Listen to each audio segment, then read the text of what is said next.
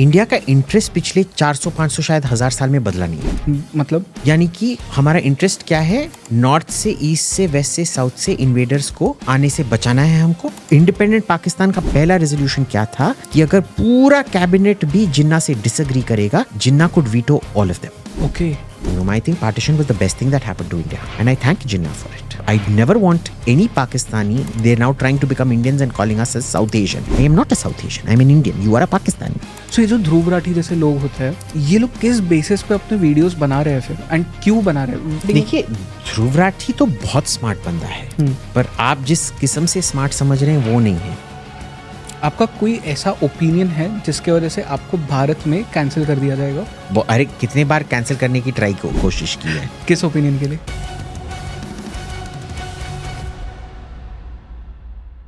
नमस्ते, जय हिंद। मेरा नाम है जय और ये है द वरा मुसाफिर शो, एक ऐसा पॉडकास्ट जहां हम बात करते हैं भारत के पास्ट, प्रेजेंट और फ्यूचर की। आप सभी ने हमसे कई बार ये रिक्वेस्ट की कि प्लीज अभिजीत अय्यर मित्रा जी को अपने पॉडकास्ट पे बुलाइए। Well, Abhijit is my favourite too, in fact he is like an inspiration to me. और आज के एपिसोड में Abhijit is here on the podcast. I am sure जितने लोग इस पॉडकास्ट को देखने वाले हैं उसमें से 90% लोग अभिजीत से ऑलरेडी फैमिलियर है। बट फॉर दोज जो अभिजीत को नहीं जानते, well, Abhijit Iyer Mitra is one of the most funniest guy out there and one of the most knowledgeable guy as well. उनका प्राइमरी रिसर्च एरिया है wars and nuclear thresholds, but apart from that, as we all know, Abhijit can talk about history, democracies, conflict resolutions and much more. इस episode में हमने specifically बात की है भारत के national security के बारे में, हमने बात की है कुछ ऐसे कंटेंट क्रिएटर्स के बारे में जो देश को तोड़ना चाहते हैं, और हमने बात की है भारतीय पॉलिटिक्स के बारे में। अभिजीत अय्यर मित्रा के साथ में हमने 2 एपिसोड्स रिकॉर्ड किए थे। This is one of those 2। I hope so आपको ये कॉन्वर्सेशन पसंद आएगा। For future episodes with Abhijit, please अपने रिकमेंडेशंस और टॉपिक सजेशंस हमें कॉमेंट्स में जरूर बताइए। तो without taking much of your time, let's start this podcast in 3, 2, 1। वैसे एक बात सुन लो, प्लीज चैनल को सब्सक्राइब कर देना एंड इस वीडियो को, इस एपिसोड को लाइक जरूर कर देना।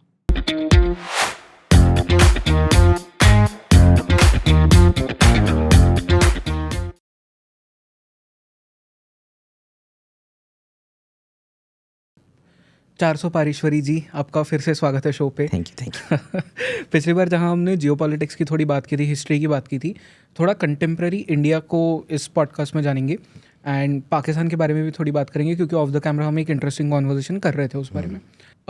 स्ट्रेट अप एक क्वेश्चन है जो बहुत सारे लोगों ने मुझे बोला था आपसे पूछने के लिए, specially where do you think आज के भारत के जितने प्रॉब्लम्स हम देख रहे हैं, भले ही फिर वो बॉर्डर इश्यूज़ हो या इंटरनल इश्यूज़ हो, जो भी रिलीजियस ट्राइब्स हमने देखे इतने सालों में, या नक्सलाइट्स वाले जो इश्यूज़ थे हमारे पास्ट में काफ़ी, ये सबका रूट कॉज क्या है? And I think so your answer would be one political party, but उसके भी थोड़ा इतिहास में मुझे जाना है। It's not.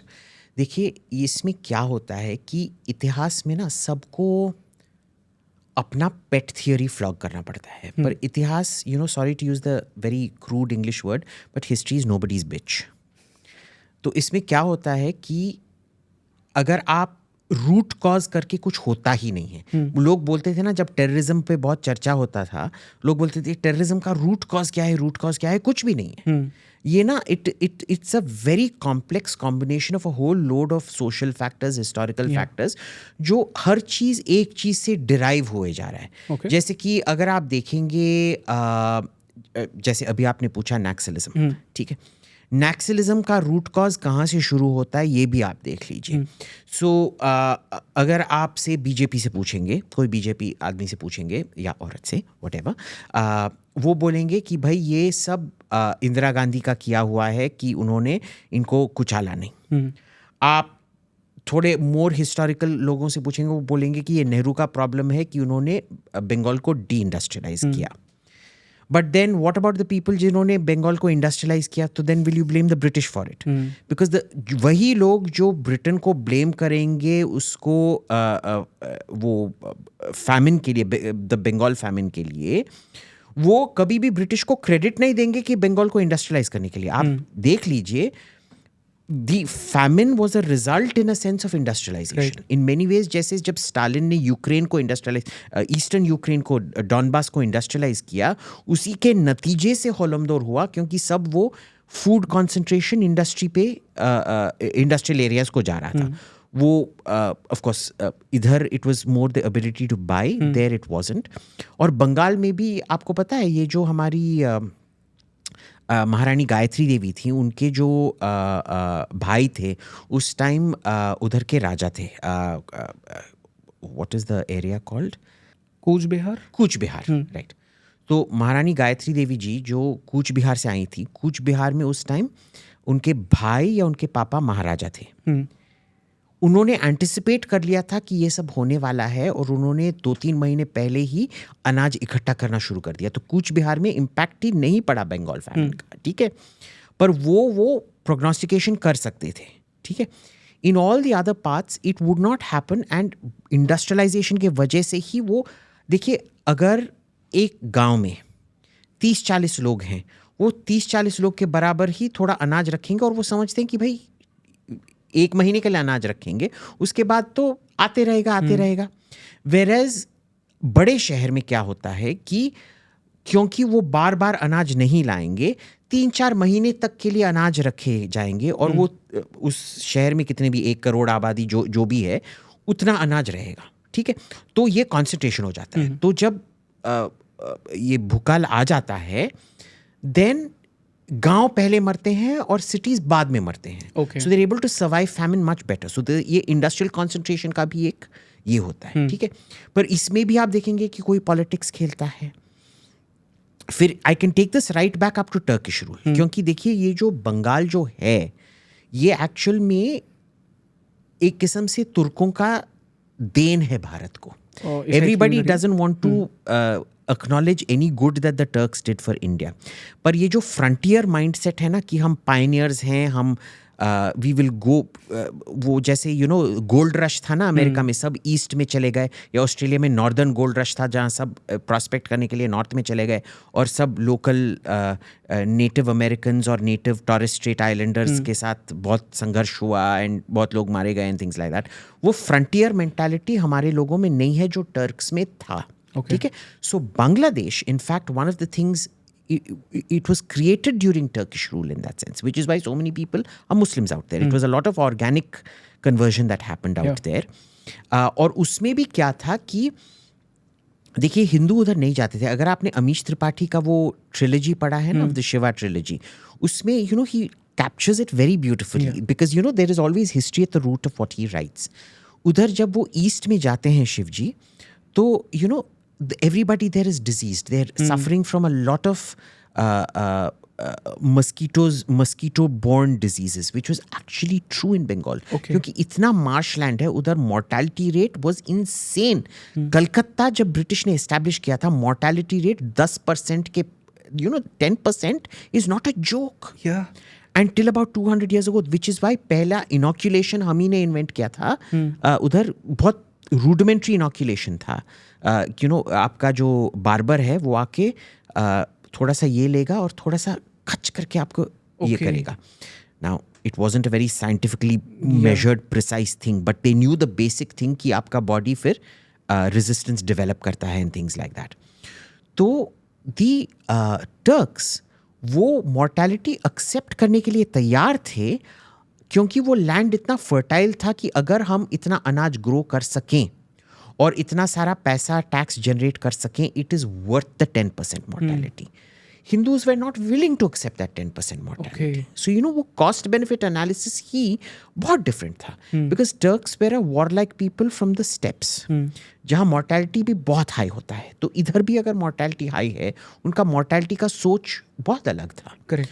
तो इसीलिए that eastward expansion that happens, आप देख लीजिए कैसा है कि मगध में से, बिहार में से हमारे सब ग्रेट एम्पायर्स, मौर्याज, गुप्ताज, नंदाज, सब कुछ उधर से आए, Shungas, everything.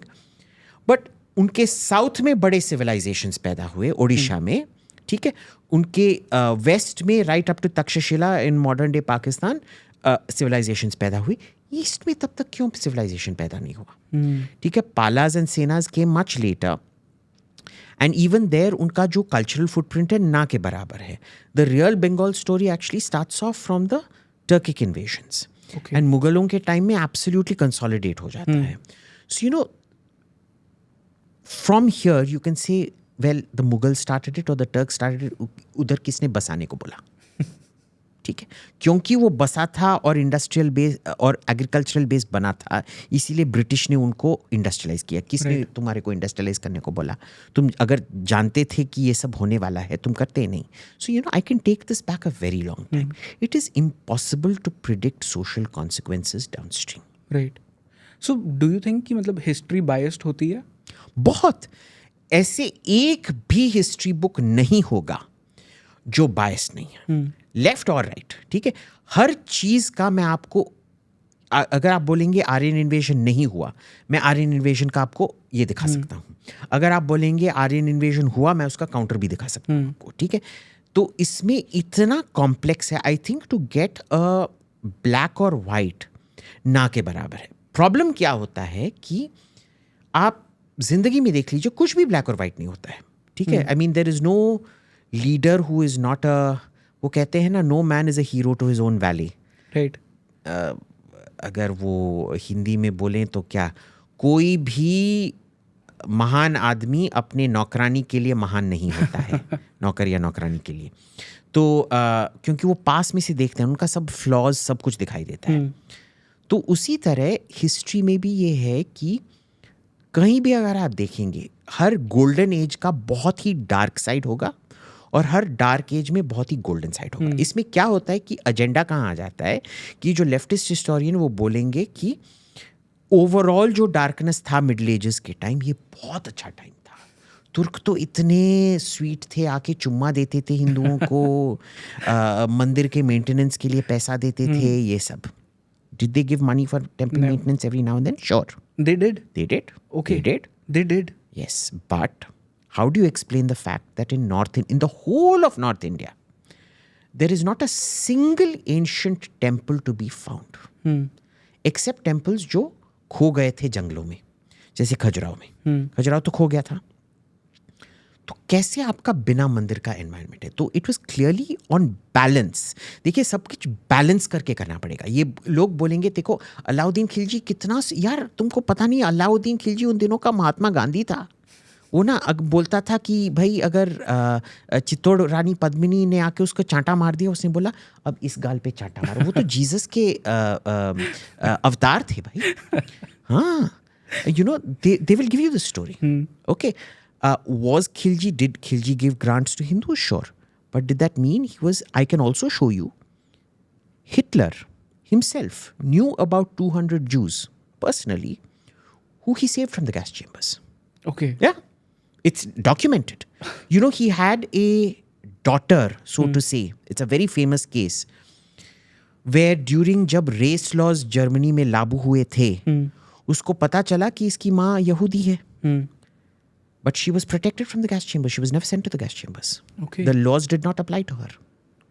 There are about 200 documents. But does that mean कि हिटलर एकदम evil fellow नहीं था, कि यहूदियों का जेनोसाइड नहीं हुआ था? नहीं. तो ये लोग क्या करेंगे कि लेफ्टिस्ट हिस्टोरियन क्या करते हैं कि वो एक्सेप्शंस ढूंढ के फिर केस बनाते हैं. फिनिश आर्मी, फिनलैंड जो हिटलर के साथ एलाइड था, उसमें आपको पता है कितने जूइश ऑफिसर्स को आयरन क्रॉस मिला था. वो जो मॉल्टीज क्रॉस जो जर्मन ऑफिसर्स पहनते थे ना, उनको आयरन क्रॉस मिला था. उन्होंने सब के सब ने बोला, देख हम फिनिश हैं, हम बस तेरे साथ रूसियों के खिलाफ लड़ रहे हैं, तू हमको ज्यादा ये मत दे. सब ने वापस कर दिया. They refuse to accept those iron crosses from the Germans, right? So can you say that Hitler was a great Jew lover? But they will take these instances. So on balance, I think right wing का problem क्या है कि हम बहुत narrow focused हैं. Leftist बहुत कपटी लोग हैं. वो जानकर भी उनके मेथडोलॉजिकल ट्रेनिंग जो होता है वो कभी भी गुड के लिए इस्तेमाल नहीं करते, अपना पॉलिटिकल एजेंडा के लिए इस्तेमाल करते हैं. राइट का ट्रेनिंग नहीं है. तो एक में एक इनोसेंस है, दूसरे में कपट है दिल. Right. Firstly I want to know कि इंडिया का पॉलिटिकल सिनेरियो इस वक्त आपके अकॉर्डिंग क्या है और क्या चल रहा है?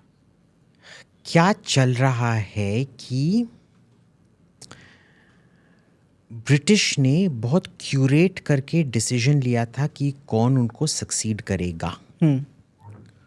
और उनके नीचे जो एलिट्स थे, लोकल एलिट्स, वो कभी पावर से नहीं गए.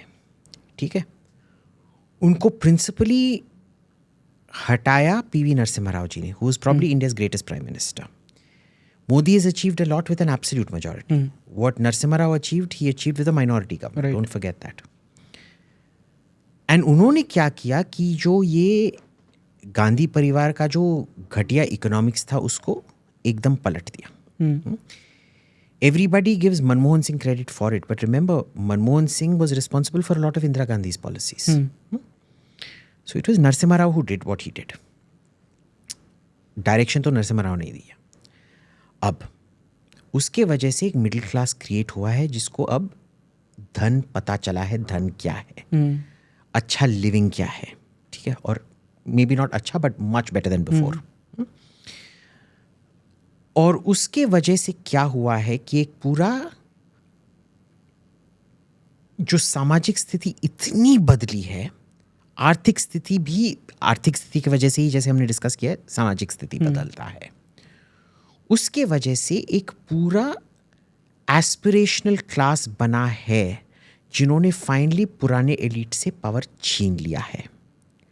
और वो जो पुराने एलिट हैं ये बर्दाश्त नहीं कर पा रहे हैं कि पिछले 200 साल से, 200-300 साल से जो हम चलाते आ रहे हैं, जैसे बोलते हैं ना, सरकार किसी की भी हो पर राज किसी का भी हो पर सरकार तो हमारा ही है.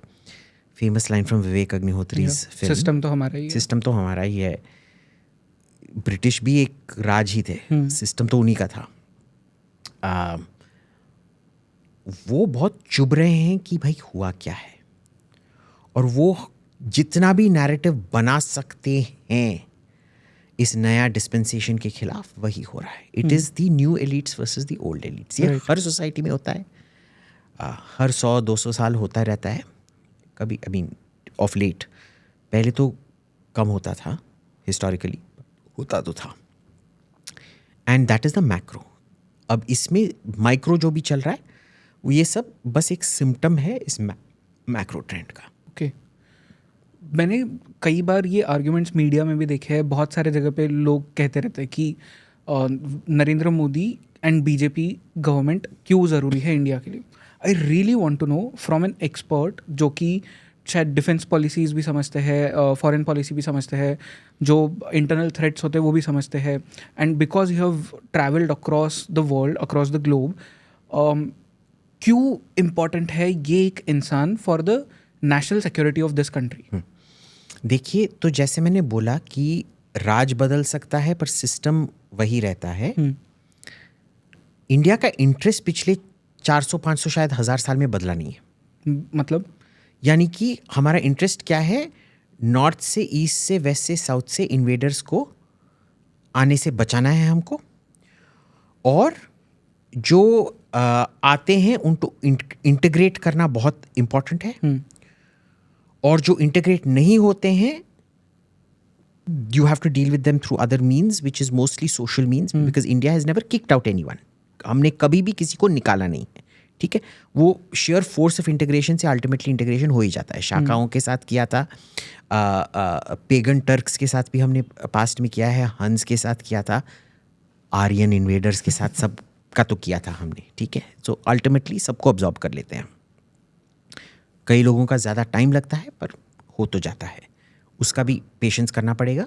अदर मीन्स और क्या है, हम बाकी लोगों के झगड़े में ना घुसें, पर बाकी लोगों का झगड़ा का जो इम्पैक्ट होता है वो मिनिमाइज करें, ठीक है. This is always been our interest, this is the interest of every single state, ठीक है. अब इसमें क्या हुआ था, ब्रिटिश काफ़ी सक्षम थे इसको मेंटेन करने में, ठीक है. वो इन्वेडर्स थे, पर as far as British Indian empire was concerned, they protected us very well from the outside, ठीक है. नेहरू ने कोशिश की, प्रॉब्लम क्या था थर्ड वर्ल्ड ब्यूरोक्रेसीज के साथ, कि थर्ड वर्ल्ड एक सिम्टम होता है, गरीबी सिम्टम होता है. असली क्या होता है, कैपेसिटी डेफिसिट. लोगों को इतना अच्छा एक्सपोजर नहीं होता है, अपने लिमिटेशंस का नॉलेज नहीं होता है, etcetera etcetera. So he is very bad at implementation, ठीक है. बहुत बुरी तरह से किया. नॉन अलाइनमेंट पर उन्हीं का पॉलिसी था, पर बहुत बुरी तरह से किया उन्होंने, ठीक है. जैसे कि ये the UN ambassador Menon, he could go on rants against America, vote Nehru ने बोला था कि हंगरी इन्वेजन में यूएसएसआर को की निंदा करो यूएन सिक्योरिटी काउंसिल में, उसने फिर यूएसएसआर के साथ वोट डाल दिया, एकदम opposite, no consequences, no consequences. So वो एग्जीक्यूशन में जो इंडिया का हमेशा प्रॉब्लम होता था कि इंडिपेंडेंट इंडिया में, ब्रिटिश इंडिया में नहीं होता था ये, इंडिपेंडेंट इंडिया में सरकार बहुत बड़े बड़े चीज़ें बोलती थी, 99% होता नहीं था ग्राउंड पे, ठीक है। अब मोदी का क्या इंपॉर्टेंस है कि he has change that, he has made कि जितना जो इम्प्लीमेंटेशन रेट है 100% sure not, but implementation rate exponentially बढ़ा है। जो फॉरेन पॉलिसी का जो डिसिप्लिन है, you will no longer have people like Menon जो कहने के ऑपोजिट कर पाएंगे। बिल्कुल पॉलिसी को एकदम सही से फॉरेन पॉलिसी को कैलिब्रेट किया गया है। किसी को फालतू में गाली देना, दुश्मनी बनाना, हम किसी के साथ दुश्मन नहीं है, उनके साथ फ्रेंड बनना है बनो। अगर आप फालतू में हमारे साथ दुश्मनी कर रहे हो एर्दोगान की तरह, तब भी हम ज़्यादा कुछ नहीं करेंगे तुम्हारा, ठीक है। So he is very good at that. सबसे इम्पॉर्टेंट मोमेंट में हमारा एब्सोल्यूट मेजॉरिटी का सरकार है, which is able to manage this change much better, ठीक है, कि वो डिसिप्लिन जो चाहिए था वो अब आ रहा है हर चीज़ में।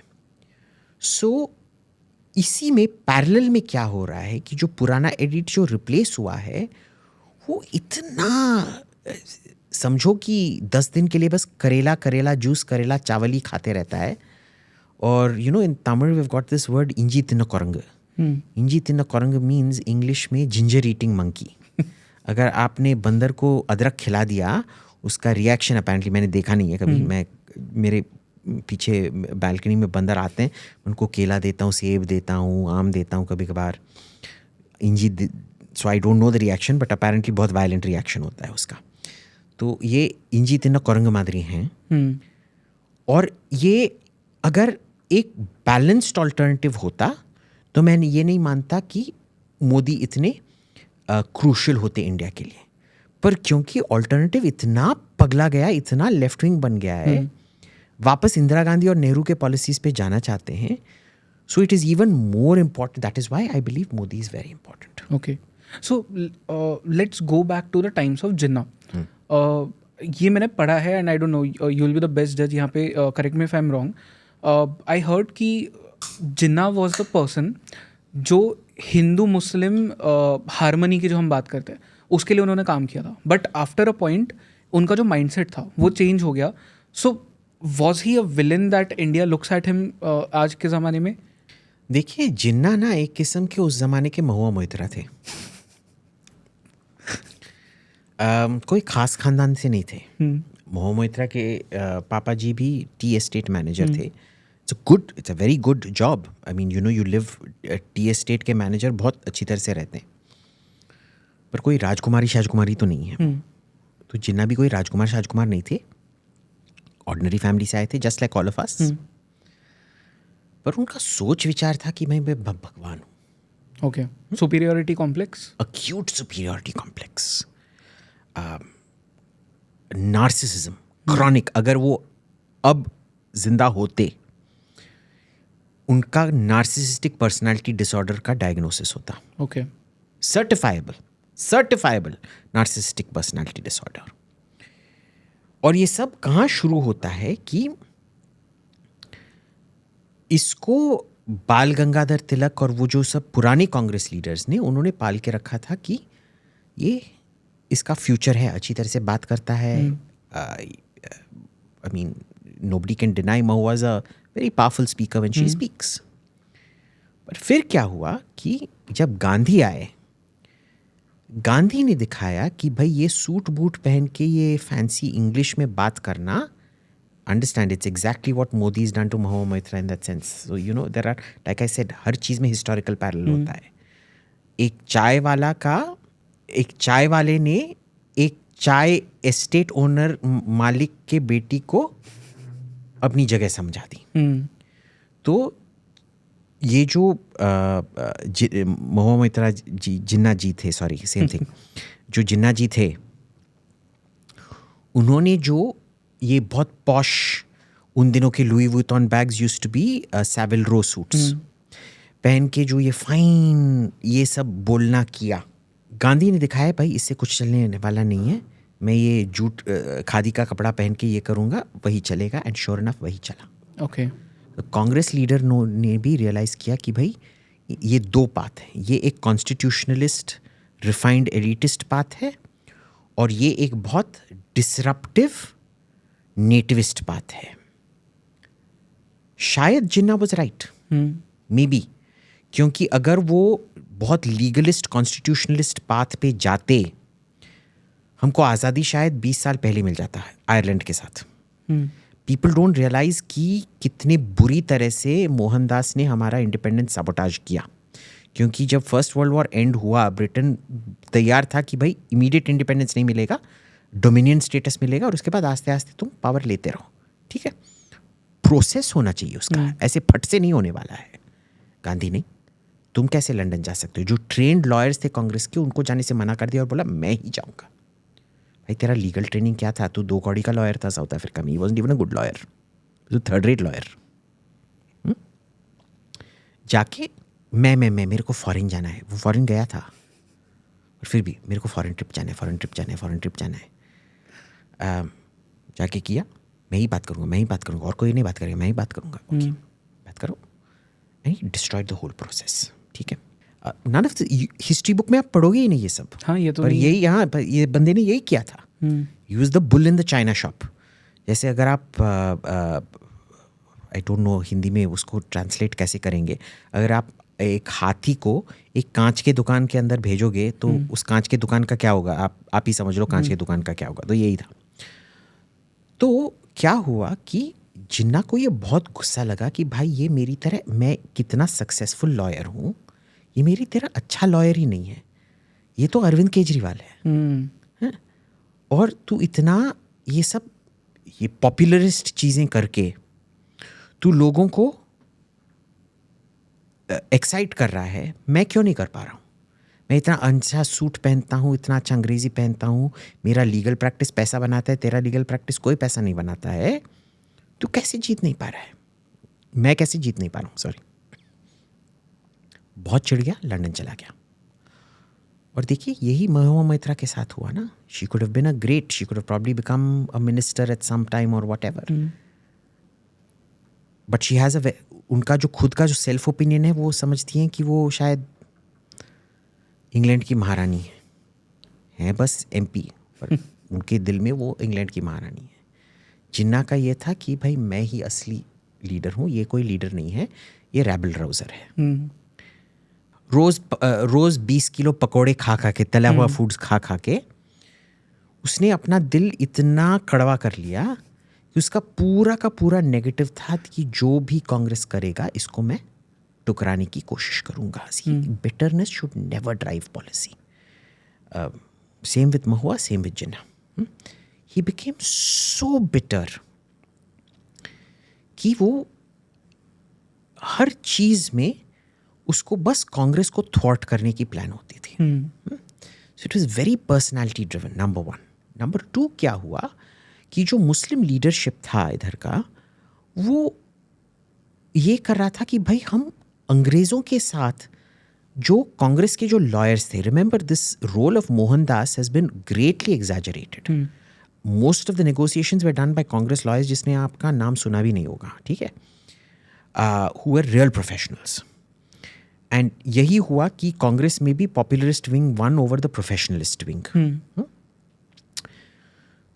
तो जो मुस्लिम मूवमेंट था उस टाइम, वो भी एक पॉपुलरिस्ट विंग था जो भड़का सकती थी अपने कौम को, पर कॉन्स्टिट्यूशनली कुछ नहीं ला सकती थी टेबल पे। एंड देन दे सेड ये लॉयर बिल्कुल सही फिट है यार, so they took him and soon he absorbed everybody. क्योंकि उस टाइम क्या था कि हिंदू सोसाइटी काफ़ी डेमोक्रेटाइज हो चुका था, मुस्लिम सोसाइटी बहुत फ्यूडल था। तो उन फ्यूडल्स में भी जो, so you don't have to deal with public opinion in that sense. कौम का नहीं देखना था, बस कौम के जो चंद लीडर थे उनको देखना था, उनको मैनेज करके he made himself leader. And after that it was a policy, पूरा का पूरा दिल का कड़वापन से ड्रिवन पॉलिसी है। वैसे पाकिस्तान को नाम रखना चाहिए करेलिस्तान, क्योंकि वो करेला, दिल में करेला से पैदा हुआ है। और वो करेला बन गया है। जैसे मेरे को करेला बहुत अच्छा लगता है, बट आप समझ रहे हो ना कड़वापन। जी। हाँ। तो so that is what Jinnah was. And that is why Pakistan के जो सब प्रॉब्लम्स जो आप अब देख रहे हैं, देखिए एक देश के पास जब पैसा नहीं है, आप मिलिट्री परस्यूट्स और लैंड के कब्जे के लिए सोच रहे हो, ये किसने शुरू किया था? ये बोलते हैं आजकल के सब जो पाकिस्तानी लिबरल्स हैं, वो बोलते हैं जिन्ना कभी ऐसे नहीं करते। जिन्ना ने तो शुरू किया था। जिन्ना ने शुरू किया था? या ऑफ कोर्स, वो भिखारी स्टेट था, बैंकरप्ट था, और कश्मीर पे हमला कर दिया। ये जिन्ना ने शुरू किया था ना।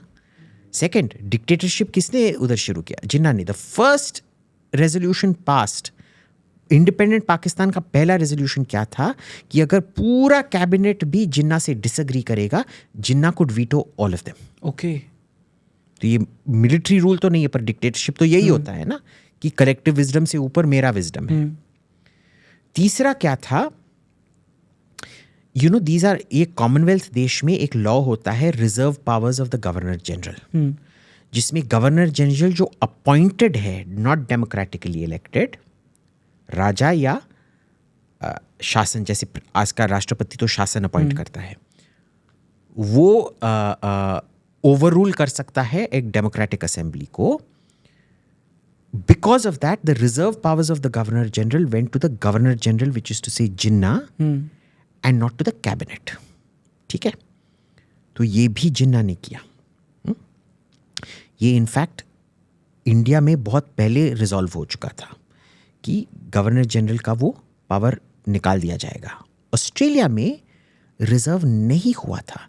तो इनफैक्ट ऑस्ट्रेलिया में जो पाकिस्तान में हुआ लेटर कि गवर्नर जनरल अपने सरकार को डिसमिस कर सकता है without any this thing, popular भी अगर होगा, फुल मेजॉरिटी भी होगा, डिसमिस कर सकता है, ये एक्चुअली गॉफ विटलम का गवर्नमेंट ऑस्ट्रेलिया में हुआ था, जब ऑस्ट्रेलिया को एक कॉन्स्टिट्यूशनल रेजोल्यूशन पास करना पड़ा कि reserve powers of the governor general will be removed completely. Okay, so it's called the Australian constitutional crisis. ये 1970s में हुआ था। पाकिस्तान में सबसे पहले हुआ था। ये सेम कॉमन लॉ है हर ब्रिटिश फॉर्मर कॉलोनी में। ये तो पाकिस्तान की जो सब प्रॉब्लम आज दिखाई दे रहे हैं आपको, एक्सेसिव इस्लामाइजेशन, फिर इस्लामिक स्टेट बन के तुम बोल रहे हो नहीं I want to be secular, ऐसे तो नहीं होता है ना। तो अब ढक्कन खोल दिया, अब वापस सब कुछ अंदर नहीं जाएगा। Every single fault of Pakistan today directly Jinnah ने पैदा किया था, without exception. Short term success, long term disaster, not for India. India के लिए तो मैं मानता हूँ जिन्ना बहुत अच्छे थे, क्योंकि आप देख लीजिए अगर पाकिस्तान और बांग्लादेश आज हिंदुस्तान के पार्ट होते, हमारी क्या हालत होती। मिलिट्री कूज हमारे होते, फैमिन हमारा होता, पता नहीं क्या क्या हमारा होता। राइट, ठीक है। It gave India breathing room. I think partition was the best thing that happened to India, and I thank Jinnah for it. I never want any Pakistani, they're now trying to become Indians and calling us as South Asian. I am not a South Asian. I'm an Indian. You are a Pakistani. You are not. You may call yourself South Asian. I don't accept you as South Asian. There is no such thing as South Asia. ठीक है, there is Pakistan, there is India. I am Indian. You are Pakistani. Please don't call yourself South Asian. And जो भी Indian में मिलता हूँ जो बोलता है साउथ एशियन, एक जोर से मैं चप्पड़ मारता हूँ उसको। थप्पड़ तो नहीं मारता हूँ वैसे, आई एम नॉट वायलेंट। बोलता हूँ पास मत आ, दूर रह 10 फुट रिस्ट्रेनिंग ऑर्डर निकालो इसके खिलाफ। तो short term success, long term disaster, very good for India because he gave us breathing room. उन्होंने हमारी सिविलाइजेशन को जो रीजनरेशन आज जो आप देख रहे हैं, वो एक किस्म से जिन्ना के वजह से ही हुआ है कि उन्होंने जो सब नेगेटिव चीज़ था वो अपने पे कबूल कर दिया। राइट। उन्होंने हिंदुस्तान के लिए बहुत बड़ा सैक्रिफाइस किया है कि उन्होंने बोला कि आप में जो कैंसर था, जो ब्रेन ट्यूमर है, ये मैं अपने पे ले जाता हूँ। ये एक गैंग्रेनस आर्म को चॉप ऑफ करना था, हो गया। ठीक है, चोट पहुंची, हाँ बिल्कुल, but overall very good thing that happened, and I think we should definitely give Jinnah the Bharat Ratna. It's very good for us. He was a disaster for Pakistan, but that's a good thing for us, no? बिल्कुल, great leader, I support him. Okay, but आपने कई सारे पाकिस्तानी से भी बात की है। I want to know कि इंडिया को लेके क्या पर्सपेक्टिव होता है, क्या बात होती है जब बात तो आई होती है? टेल यू पाकिस्तानियों के साथ क्या बात होता है. I have lots of very close Pakistani friends जो who will actually give me not bullshit, क्योंकि 99% ऑफ द टाइम आपको पाकिस्तानी से बुलशिट ही आएगा. ठीक है, आप मिलेंगे तो अच्छा आप हिंदुस्तानी हैं, आओ फ्री का खाना खाओ, ये सब. हाँ, पर फिर पीठ में खंजर मारेंगे आपको. So I don't believe this nonsense की मैं बहुत सारी ये यूट्यूबर्स ना, अरे मैं गया और लाहौर में उन्होंने देखा कि मैं हिंदुस्तान से आया हूँ, सब कुछ मुफ्त दे दिया. हाँ भाई, ये सब छोड़ो. ये ना मैं भी मुफ्त का खाना दे सकता हूँ 1-2 बार. ठीक है, बार बार नहीं दे सकता. ठीक है, तो क्या होता है ये लोग कि ड्यूरिंग जो भी ट्रैक 2 इंटरेक्शंस हुए हैं हमारे, ट्रैक 2 और ट्रैक 1.5, उसमें ना वो हमेशा ये बोलते हैं हमको भाईचारा चाहिए, हमको पीस चाहिए, हमको ये चाहिए, हम टेररिज्म नहीं कर रहे हैं. And I just switch off at that point because I know कि ये लोग झूठ बोल रहे हैं. जब इनको टाइम मिलेगा ये हमको सोचेंगे भी नहीं हमारा गला घोटने के लिए. ठीक है, द प्रॉब्लम नाउ इज कि उन्होंने इतना उनका हैंड ओवर प्ले कर दिया है, बट नॉट इंटेंशनली, बुद्धू होने की वजह से. वो सोच रहे थे ये वो गेम चीन के साथ खेल सकते हैं, अमेरिका के साथ खेल सकते हैं, यू नो क्या, running with the hairs and hunting with the hounds. यानी कि मैं शिकार के साथ शिकारी के साथ दौड़ रहा, नहीं, शिकार के साथ दौड़ रहा हूँ पर शिकारी के साथ शिकार कर रहा हूँ. ये तो हो नहीं सकता है ना. या तो आप हिरन हो या तो आप शिकारी हो, दोनों तो नहीं हो सकते आप. तो ये चीन के साथ भी खेला गया है, पाकिस्तान के अमेरिका से साथ भी खेला गया है, और उन्होंने बोला है भाई बस अब और नहीं, 70-80 साल के बाद नो मोर, एंड कुछ नहीं मिल रहा है उनको. They are getting bankrupt. And इनको जो बहुत अपने पे गर्व था कि भाई देखो हम इन सब को बुद्धू बना रहे हैं, अब बेचारों को पता नहीं है कि वो करें क्या. वो ऐसे जगह पे अटके हुए हैं क्योंकि उनका पूरा का पूरा जो पास्ट प्लान था अब कुछ भी काम नहीं कर रहा है. ना ही तो हिंदुस्तान पे दबाव मेंटेन कर लिए, हमारे साथ बात करो, हम बात नहीं कर रहे हैं. नफरत करो, अच्छी बात है, फिर सब हमारे को प्रोटेक्ट करने आ जाएंगे, वो भी नहीं कर रहे हैं. प्यार करो ताकि हमको थोड़ा इधर इंटरनल रेस्पेक्ट मिले, वो भी हम नहीं कर रहे हैं. बाकी के लोग हमको कम से कम पैसा दो ताकि हमारे न्यूक्लियर वेपन्स टेररिस्ट के पास ना चले जाएं, वो भी नहीं हो रहा है. अगर अमेरिका तू पैसा नहीं देगा मैं चीन से लूँगा, अरे नहीं नहीं ले ले बेटा ना, वो भी नहीं हो रहा है. अगर मम्मी पैसा नहीं दे रहे हैं, आज पापा भी पैसा नहीं दे रहे हैं. You can't play of divorced mummy papa का जो मम्मी मेरे को 5 रुपए दे दो, पापा मेरे को ये नहीं दे रहे. मैं करता था पता है, मैं जब मेरे को फॉरेन जाना पड़ता था, मैं बोलता था मम्मी देखो पापा ना इतने कम्युनिस्ट हैं, मेरे को अमेरिका और यूरोप, वेस्टर्न यूरोप जाने नहीं दे रहे. कुछ नहीं बेटा, चल मैं तेरे को ले जाऊँगी. ठीक है. और फिर क्या होता था, पापा के साथ बोलता था पापा देखो मम्मी ये बहुत ये कैपिटलिस्ट बर्बर हैं, उनको ये क्लासिकल म्यूज़िक सब अच्छा नहीं लगता है, मेरे को ये म्यूज़िक सिस्टम चाहिए और ये सब सीडी चाहिए मोज़ार्ट का, और ये उसका ना कान ख़राब है, वो अमेरिकन रॉक म्यूज़िक उसका मम्मी का सड़ा हुआ कान है, आप मेरे को ये रिफाइंड सब चीज़ें ले आके दो. तो मैं ये गेम खेल चुका हूँ, तो मैं पाकिस्तान का परफेक्टली समझ सकता हूँ कि ये कैसे ये होता है. ठीक है. वो भी अब काम नहीं कर रहा है, क्योंकि अगर मम्मी और पापा ने फ़ोन उठा के एक दूसरे से बात कर लिया तो मेरा पूरा पर्दाफाश हो जाता. वो भी नहीं हो रहा है. So they are now stuck, they don't know what to do. अब करें भी तो क्या करें, आई मीन देश तो चलाना ही है ना. They don't know what to do. तो जो भी मेरे अच्छे खासे पाकिस्तानी दोस्त हैं, जब उनके साथ बात करते थे लाइक यार करें भी तो क्या करें, कुछ भी काम नहीं कर रहा है, कोई नया आइडिया नहीं आ रहा है, हमारा पॉपुलेशन इतना रेडिकलाइज हो चुका है, हम रिफॉर्म्स भी कैरी आउट नहीं कर सकते हैं. हमारे जो फ्यूडल और वो भी खुद फ्यूडल लोग हैं, हम लाइक देखो लास्ट के सिनारियो में मेरा दुबई में घर है या मेरा बॉस्टन में घर है, मैं उधर चले जाऊंगा. सी देखो उनका कभी ओनरशिप का ये ही नहीं रहा है उधर. ये ऑलमोस्ट सौतेले देश की तरह उन्होंने देखा है, पराये देश की तरह देखा, खुद अपना नहीं देखा है. बात तो बहुत बड़ी करते हैं but there is no way out for Pakistan. और ऐसे देश के साथ होता क्या है, what is the end? So it doesn't, there is no one trajectory. बहुत सारी ट्रेजेक्ट्री हो सकती है. सब लोग बोलते हैं कि पाकिस्तान टूट जाएगा. आई डोंट थिंक पाकिस्तान टूटेगा. आई थिंक इंटरनल कलैप्स में बहुत सारा वायलेंस होगा, सिविल वॉर की तरह काफ़ी कुछ हो सकता है. पर उसमें भी पाकिस्तान आर्मी इतना स्ट्रांग है ना, आई डोंट थिंक आर्मी ब्रेकअप करेगा. जब तक आर्मी ब्रेकअप नहीं करेगा, प्रोलॉन्ग्ड इंसर्जेंसी हो सकता है, काफ़ी घमासान इंसर्जेंसी हो सकता है, पर शायद सिविल वॉर के लेवल पर भी नहीं आएगा। आई मीन बालोचिस्तान इंसर्जेंसी था, इवन तो बहुत घमासान था, उसको सिविल वॉर तो का दर्जा नहीं दिया जा सकता है। I don't know civil war दर्जे का थ्रेशोल्ड क्या होता है, बट सिविल वॉर भी नहीं कह सकते। Just a lot of violence, a lot of insurgency. I don't, मेरे को अभी भी पता नहीं है कि मॉडर्न एज में स्टेट कैसे कलैप्स होगा। मैं अभी तक उस मॉडलिंग में कुछ भी हमारे को अच्छा खासा नहीं मिला है। और क्या ये जो इंस्टेबिलिटी है वहाँ पे पाकिस्तान में, ये भारत के इंटरेस्ट में है? हाँ बिल्कुल। कई लोग बोलेंगे ये भारत के इंटरेस्ट में नहीं है, मैं बिल्कुल मानता हूँ ये भारत के इंटरेस्ट में है। रीज़न क्योंकि reason is very very simple. अगर आप देखेंगे, जब तक आपका दुश्मन गिड़गिड़ाने नहीं लगता है तब तक एक इशू रिजॉल्व ही नहीं हो सकता है। और कई बार दुश्मन गिड़गिड़ाते नहीं हैं तब उनको तबाह करना चाहिए। तो हिटलर वैसे था जो जितना भी वो हारता रहता था, गिड़गिड़ाता नहीं था, इसीलिए रूस को जाके फिर बर्लिन को घेर के तबाह करना पड़ा। ठीक है।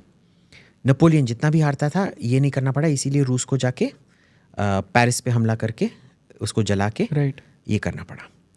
बट इंस्टेंसेस हैं जहाँ कोलैप्स के बाद लोग गिड़गिड़ाते हैं, और वो है मेक्सिको और अमेरिका। लोगों को ये याद नहीं होगा यार, इंडिया में तो हम अमेरिकन हिस्ट्री पढ़ते नहीं हैं, पर जो कैलिफोर्निया, टेक्सास, नेवाडा, एरिज़ोना, आज जो आप देखेंगे अमेरिका का ऑलमोस्ट सदर्न आधा भाग मेक्सिको का होता था। ओके।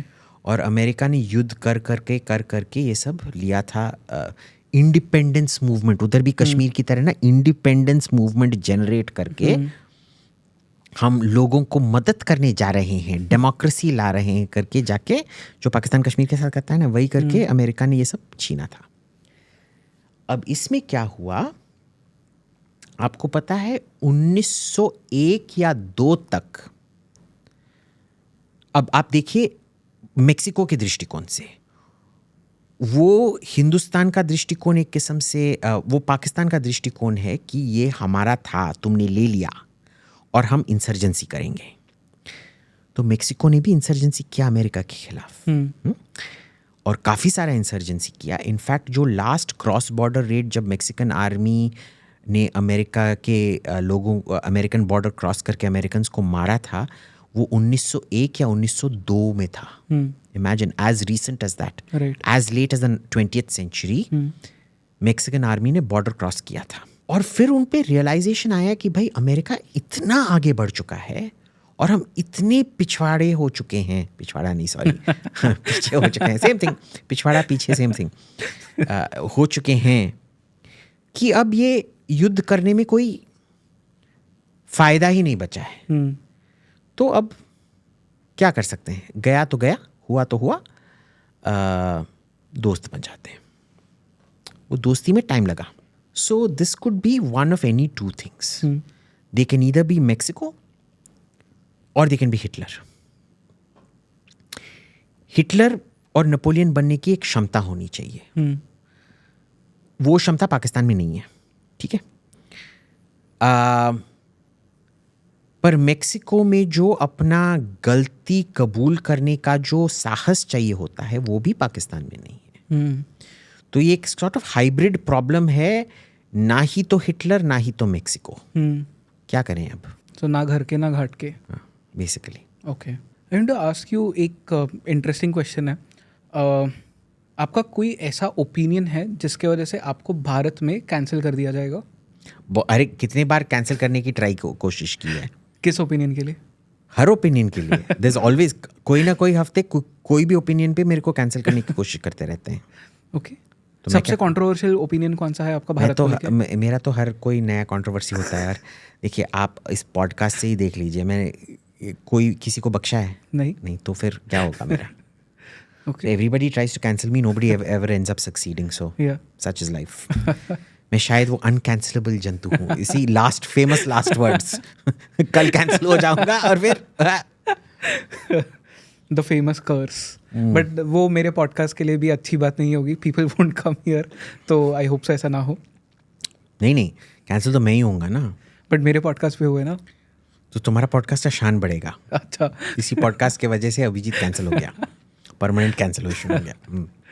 यप, बट देन अगर ये गवर्नमेंट कंटिन्यू करती है, करंट गवर्नमेंट भारत की, I really want to know, क्योंकि ये तो वो बोलते हैं कि 2047 तक हम सुपर पावर बना देंगे सब कुछ, and as a political party you should say things like that, क्योंकि आप खुद को बेच रहे हो। बट एक रियलिस्टिक पिक्चर क्या है 2050 तक अगर हम पकड़े, भारत कहाँ होगा with the same government?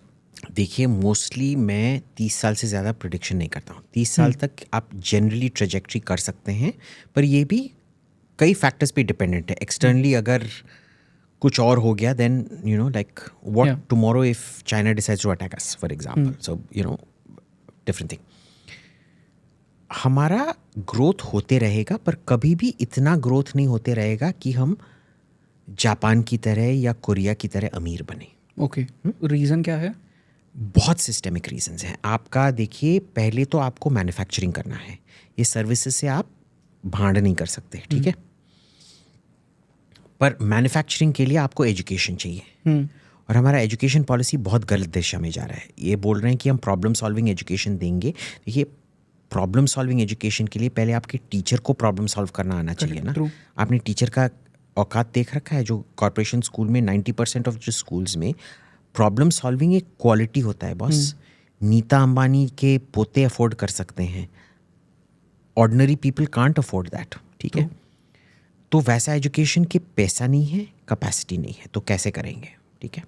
Innovation के लिए, पर मैन्युफैक्चरिंग के लिए लर्न बाय रोट होना चाहिए, पर अच्छा लर्न बाय रोट होना, यानी कि रट मारना अच्छा सा होना चाहिए। वो भी हमारे पास नहीं है। वेल है, बट उसमें क्या होता है कि जो रट मारने वाला एजुकेशन आपने सीखा है, उन सब की मम्मियाँ सोचती हैं कि हमारे बच्चे को प्रॉब्लम सॉल्विंग एजुकेशन मिला है और ये बंदा अगला बिल गेट्स या सुंदर पिच्चई बनने वाला है। आपका बच्चा फैक्ट्री फ्लोर वर्कर ही बनने के लायक है, ठीक है ना। तो ये कौन सी माँ मानेगी?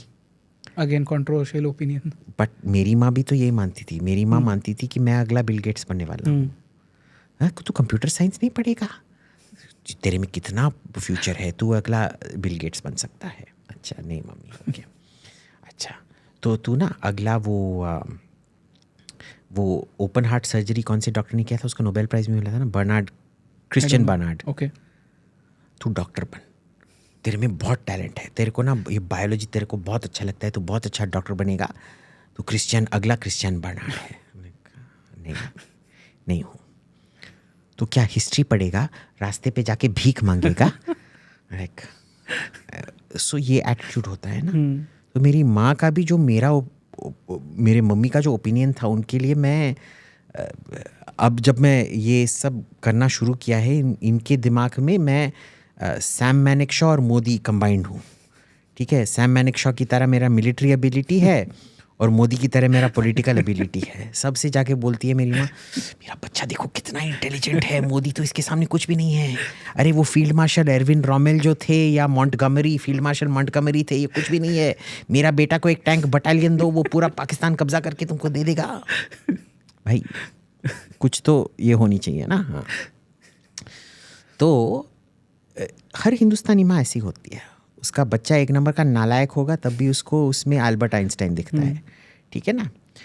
तो अब आप जाके माँ को कैसे बोल सकते हो? मैं तो पिछले 46 ईयर से अपनी मम्मी को बोलने की कोशिश कर रहा हूँ कि मम्मी थोड़ा अपना एटीट्यूड एडजस्टमेंट करो, मानती नहीं है।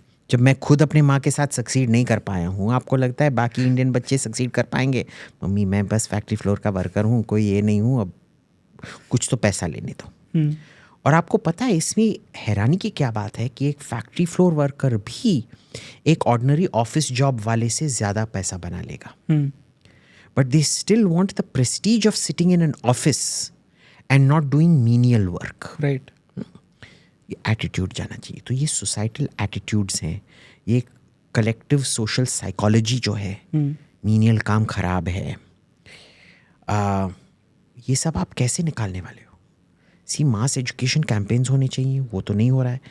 जो सब सिंपल सा चीज़ मैं बताता हूँ, आप इतने सारा गवर्नमेंट पैसा वेस्ट होता है बकवास स्कीम्स को एडवर्टाइज करने के लिए, पर जो सबसे ज़्यादा रेडियो कौन सुनते हैं? जो गाड़ी चला रहे होते हैं, ठीक है, trucks, drivers and things like that. आपने कभी भी सुना है उस पे हाईवे पे प्लीज़ लेफ्ट पे रहिए, ट्रक्स को सब लेफ्ट पे रहना चाहिए, राइट साइड लिखा होगा पर कोई रेडियो पे अनाउंसमेंट कभी नहीं। बेसिक एजुकेशन है, सीट बेल्ट पहनिए नहीं तो फिर आप मर सकते हैं। ये आपने कभी सुना है? लिखा होगा पर कभी बोलेगा नहीं। ठीक है।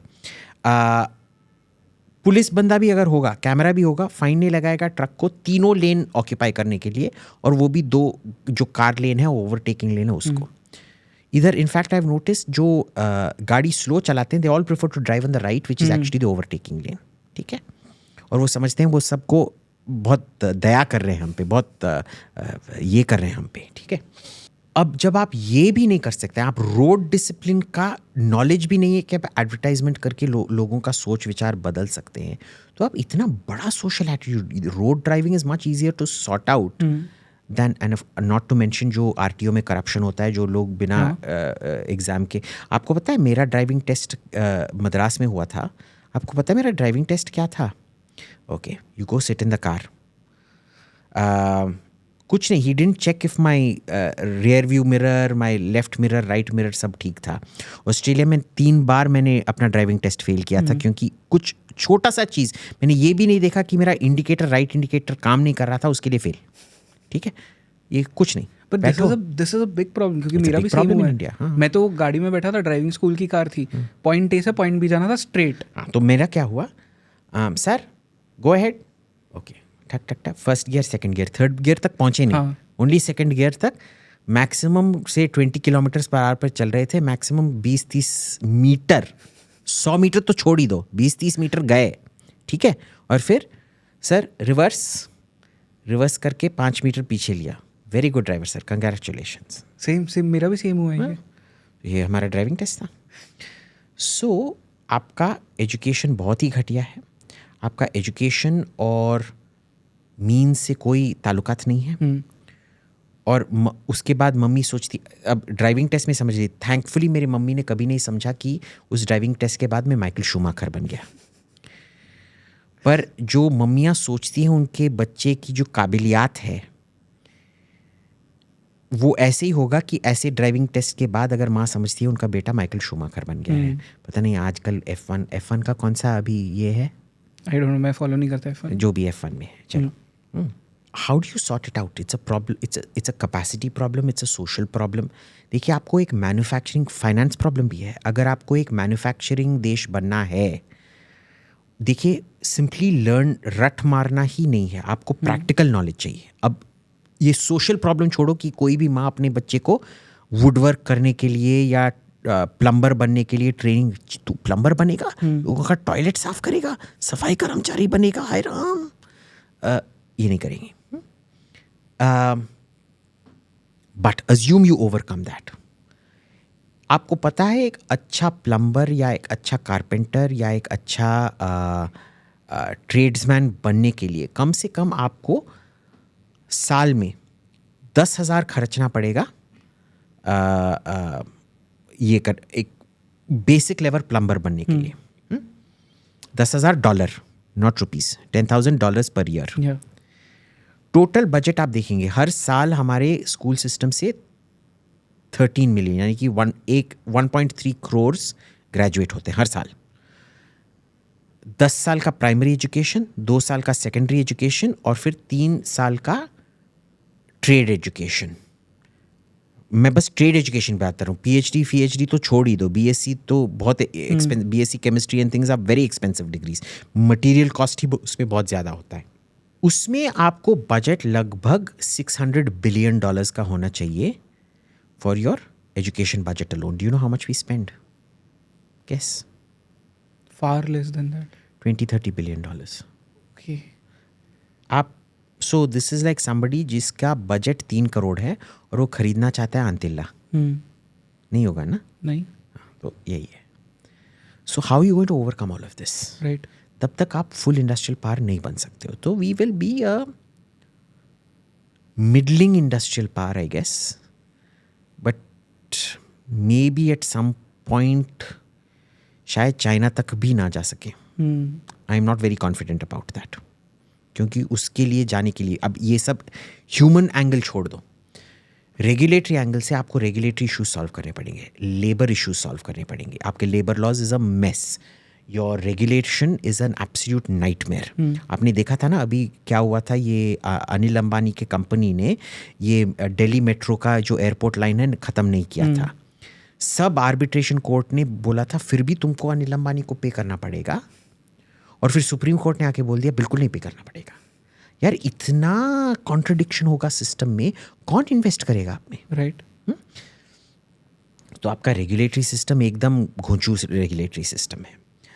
आप लेबर कोई भी anybody can declare strike at any point of time, आप कुछ भी नहीं कर पा सकते। फिर लॉकआउट करना पड़ता है, फिर ये करना पड़ता है, वो करना, कौन करेगा भाई? छोटा बिजनेस तो कर ही नहीं सकता है। आप जो माइक्रो स्मॉल बनना चाहता है, स्मॉल मीडियम बनना चाहता है, मीडियम लार्ज बनना पड़ता है, उसका रेगुलेटरी बर्डन इतना ज़्यादा है कि it makes no sense for him to scale up. True. So वो भी आप नहीं कर सकते हैं। फिर जो फाइनेंशियल ये हैं, आपने अभी तक जो बैंक्रप्सी लॉ जो आपने पास किया था अभी तक ऑपरेशनलाइज हुआ है नहीं, तो क्या करेंगे आप? लोग भी रिस्क कैसे लेंगे कोई इस पे? जो आपके स्टार्टअप्स हैं 99% फ्रॉड है, सब वैल्यूएशन फ्रॉड है। But you know valuation is not considered a fraud, where at that stage जहाँ लोगों को पता भी हो कि किसके पास प्रोडक्ट नहीं है, बस वैल्यूएशन पे चल रहा है, उसको भी मान लेते हैं। It is apparently growth. मेरे हिसाब से जेल में होना चाहिए, बट उनके हिसाब से बिजनेस वर्ल्ड या बिजनेस मैगजीन या बिजनेस स्टैंडर्ड के कवर पे होने चाहिए। They get invited to all kinds of conferences और करके देखते रहते हैं। Anyway, ये सब आप कैसे सॉर्ट आउट करोगे? देखिए अमेरिका में जो चलता है वो इधर नहीं चलता है, क्योंकि अमेरिका में स्टार्टअप का दूध पानी का पानी बहुत जल्दी हो जाता है, क्योंकि उनका रेगुलेटरी एनवायरनमेंट, मॉनिटरिंग एनवायरनमेंट बहुत अच्छा है। राइट। आपके पास नहीं है तो यू पीपल थिंक कि नहीं loans should be keep giving, doesn't matter, failure rate अच्छा है। उधर फेलियर रेट एक्चुअल इनोवेशन के बाद फेलियर है। इधर फेलियर जो है कोई प्रोडक्ट था ही नहीं, हवा बेच रहे थे। ठीक है, देखिए हवा भी टेक्निकली लोग ये समझते नहीं है कि जो चिप्स पैकेट में जो हवा होता है वो एक्चुअली बहुत क्रूशियल होता है चिप्स को पूरा गोल मेंटेन करने के लिए। ये वो भी नहीं है, ये फटा हुआ चिप्स पैकेट है जिसमें चिप्स भी नहीं है। ठीक है, ये सब आप कैसे सॉर्ट आउट करेंगे? It's very difficult. तो विश्वगुरु हम बनेंगे कैसे फिर? Share size and numbers, I don't think we'll ever become विश्वगुरु। आई हैव नेवर, आप मेरे ट्विटर पे जाके देखिए, मैं मोदी का, I am a fan of Modi, but मैं कभी भी ये विश्वगुरु ट्वीट्स कभी नहीं डाला है, एक्सेप्ट सार्कास्टिकली। हाँ, ये बनेंगे विश्वगुरु। ओके, बट फिर जो 400 प्लस की बात करती है ये गवर्नमेंट और बीजेपी, वो आपको लगता है कभी पॉसिबल होगा इनके लिए? I think so, not this election. This election मैं उनको 330 से लेकर 350 तक दे रहा हूँ, और इसका एक रीज़न है, जो अभी सीट हैं वो मोस्टली रिटेन हो जाएंगी। यूपी में राम मंदिर वेव के वजह से 20 सीट और मिलेंगी, सो 20 मोर, 323। ओडिशा में 10 सीट और मिलेंगी, because that's what the opinion polls are telling me, that's it. I am not counting on any other state इससे ज़्यादा देने के लिए। ठीक है, सो मेरा है 330 से 350, but I can be wrong. मेरा सब इलेक्शन प्रेडिक्शन गलत होता है, पता है। मेरा बस अभी तक 2 इलेक्शन प्रेडिक्शन सही हुआ है। एक था ट्रंप का 2016 विक्ट्री, और वो भी मैं बाहर बोले जा रहा था कि जीतने वाला है, जीतने वाला है, अंदर में नहीं सोच रहा था, वो मैं सबको चिढ़ाने के लिए बोल रहा था वो जीतने वाला है। ठीक है, मेरी बहुत अच्छी फ्रेंड थी क्रिस्टीन फेयर नाम की, एक अमेरिकन स्कॉलर। जिस दिन वोटिंग हुआ, जिस रात को वोटिंग हुआ था, जब वोटिंग ख़त्म हुआ था, मैं उसके घर में मैक्सिकन, उसने मेरे लिए मैक्सिकन खाना बनाया था, मैंने उसके घर में मैक्सिकन खाना खा के आया। अभिजीत देखो, अब हम फिर से दोस्त बनेंगे, क्योंकि तुमको भी पता है और मेरे को भी पता है कि ट्रंप जीतने वाला नहीं है। हाँ क्रिस्टीन, चलो अब से हम दोस्त बने। फिर उस रात को 3-4 बजे जब वो जीतना शुरू किया, लाइक ओ PCMC ये क्या हो रहा है। और उसके बाद क्रिस्टीन ने मेरे साथ बात करना ही बंद कर दिया, और मेरे साथ पता नहीं क्या क्या बदतमीज एलिगेशंस लगाने लगी वो। सो क्या हुआ कि मेरा, तो वो भी दिल में मैं नहीं मानता था कि वो जीतेगा, पर वो जीत गया बाहर बस वो। पर दूसरा which I got right, which was mostly thanks to my friend who I trust implicitly, जिसका कान ज़मीन पे है, वो बंगाल था असेंबली इलेक्शंस, जहाँ मेरे को तो लग रहा था, पर वो जब मैंने कंफर्म किया ग्राउंड पे, क्योंकि मैं जाके बोल रहा था, कई सारे बच्चे ना आके बोल रहे थे जय श्री राम, और वो टीएमसी गुंज इमीडिएटली उसको चेस कर रहे थे और वो भाग जाएंगे, और फिर 20 मिनट बाद जब वो जुलूस निकल गया होगा वो बच्चे वापस आएंगे, और मैं पूछ रहा था उनसे कि भाई जय श्री राम बोला, क्या बीजेपी के लिए वोट, तुम्हारे मम्मी पापा बीजेपी के लिए वोट करेंगे? नहीं, टीएमसी के लिए। तो क्यों? बोला बस चिढ़ाने के लिए। क्योंकि बंगाल में ना उंगली करना बहुत बड़ा चीज़ होता है, हर चीज़ में उंगली करना पड़ता है। मैं सबको उंगली करता हूँ ना, ये बंगाली है बेटा, बंगाली लोग बहुत उंगली करते हैं। तो वो जो माहौल बना था, it was a very false माहौल। और मेरे को तब भी डर लग रहा था कि ये हारने वाले हैं, इलेक्शन हारने वाले हैं, शायद 2/3 मेजॉरिटी से ही ममता आएंगी, and sure that was correct. Okay, but everything else has been wrong. What is happening in Ladakh? Ladakh? क्यों, क्या? जो ये सोनम वांगचुक वाला कौन हुआ है? था। Okay, understood. वैसे I will tell you what, I will call my driver, I will tell him to sit on protest, okay, and you tell me what use that is. Understood. But then do you think कि वहाँ पे बाहर से पैसा मिलता है ऐसी सब चीज़ें करने के लिए? हाँ, वो तो हर इंडिया में ऐसा कोई भी प्रोटेस्ट नहीं है जहाँ बाहर से पैसा नहीं मिलता है। Okay, it is being crack down on, but mostly it is external funding. Lot of कई सारे इंटरनल फंडिंग भी होता है, पर ऐसा कोई भी सेलिब्रिटी मूवमेंट, देखिए जब कोई भी मूवमेंट सेलिब्रिटी हो जाता है ना, उसका इमीडिएटली एक्सटर्नल फंडिंग शुरू हो जाता है, क्योंकि आपने दिखा दिया है कि आपके पास मीडिया पावर है उसको एम्पलीफाई करने के लिए। और जैसे ही आपने दिखा दिया है कि आप इसको न्यूज़ आइटम बन सकते हो, ये किस्म से एडवर्टाइजमेंट है, पता है? आपने एडवर्टाइज कर दिया अपने प्रोडक्ट को, लोग उसके बारे में बात कर रहे हैं, तो फॉरेन फंडिंग इमीडिएटली आ जाएगा। ये पैसा बनाने का धंधा है। ओके। आपको लगता है कांग्रेस इस वक्त जिस स्टेट में है, जिस तरफ वो लीन कर रहे है, लेफ्ट लीनिंग बन गई है जितना, वो खुद को बचा सकते हैं स्टेट से? Can they come back to the centre? No. अब देखिए, जब एक राइजिंग पावर होता है जिसमें एक एस्पिरेशनल मिडिल क्लास होता है, उसको ना वेल्थ डिस्ट्रीब्यूशन के बारे में बात करना अच्छा नहीं लगता है, क्योंकि जितना कम भी हो मेरे पास वो मेरा है, मैं किसी और को दूंगा नहीं। ट्रू। ठीक है। दूसरी बात क्या होती है कि वो मिडिल इनकम्स जो होते हैं वो बहुत नेशनलिस्ट होते हैं। आप हर जगह देखेंगे that 2000 to about 15 to 20,000 dollar mark जहाँ भी इकोनॉमीज हुए हैं, वो बहुत नेशनलिस्ट फर्वर होता है, क्योंकि यार पॉजिटिविटी रखना चाहिए ना। चलो बढ़ो, सी विश्वगुरु, that narrative, whether we become विश्वगुरु और not is a different matter, but वो नैरेटिव होना चाहिए ताकि सब बोलें हाँ गोल है और उस गोल के लिए हम एम करें। ठीक है। So all this talk of negativity does not work in, those are countries which जिनको नेगेटिव सुनना अच्छा नहीं लगता है। ठीक है, उनको पॉजिटिव ही सुनना है। वो बोले यार तुम क्यों शकुनी की तरह ये कर रही हो। तीसरा इसमें क्या होता है कि because of this they tend to be quite right wing ish, and the only way जो आप उनको आउटफ्लैंक कर सकते हैं वो राइट से ही है। इसीलिए राइट विंग बीजेपी ने राइट कांग्रेस जो काइंड ऑफ सेंटर लेफ्ट ही था, इतना लूनी लेफ्ट नहीं था, उसको आउटफ्लैंक किया और इलेक्शन जीता। अगर मोदी को डिफीट करना है, आपको और भी नेशनलिस्ट बनना पड़ेगा और भी थोड़ा राइट विंग बनना पड़ेगा, जो ये बनने के लिए तैयार नहीं है। ठीक है। So I don't think it's possible right now. दूसरी बात क्या हुआ है कि जो बीजेपी का जो इंफ्रास्ट्रक्चर और काडरे है वो बढ़ता गया है। जब उन्होंने 2014 में इलेक्शन जीता था, रेशियो जो था बीजेपी टू आरएसएस, ये नलिन मेहता का बहुत अच्छा बुक है वो, द न्यू बीजेपी, वो लगभग 1 to 1.5 था, यानी कि हर आरएसएस वर्कर के लिए 1.5 बीजेपी वर्कर्स होंगे। अब हर आरएसएस वर्कर के लिए 30 बीजेपी वर्कर हैं। ओके। तो आप देख लीजिए वो क्या कर सकते हैं ग्राउंड पे। ठीक है। और क्योंकि उनके पास पैसा है, they have been able to invest in more and more workers. बाकी पार्टियों के पास उतना पैसा नहीं है। और देखिए 5 साल आउट ऑफ पावर हो सकते थे, पर और 5 साल के लिए बजट किया होता। जैसे मेरी नौकरी गई, ठीक है, और कैंसिल हो गया, जैसे आप बोल रहे थे, मैं कैंसिल हो गया, 5 साल तक का मैं सेविंग्स हैं, पर अगर 10 साल के बाद भी मेरे को काम नहीं मिला, मैं तो रास्ते पे भीख मांगूंगा ना। तो ये इनको 10 साल से इनको वो सेंट्रल रिसोर्सेज पे ये नहीं है, राइट। उनका पूरा इंफ्रास्ट्रक्चर टूटे जा रहा है। तो they don't even have the ground strength required to counter this. Okay, है ना। 2004 में अगर आप देखेंगे, पहले तो आरएसएस ने आके कैंपेन नहीं किया था। It wasn't India shining that lost 2004, it was the fact कि आरएसएस ने आके कैंपेन ही नहीं किया, and that is 50% of your strength gone, right, not 50 but about 33% of your strength उधर ही गया, ठीक है। दूसरा क्या था कि कांग्रेस का इंफ्रास्ट्रक्चर एकदम इंटैक्ट था, मोर और लेस इंटैक्ट था।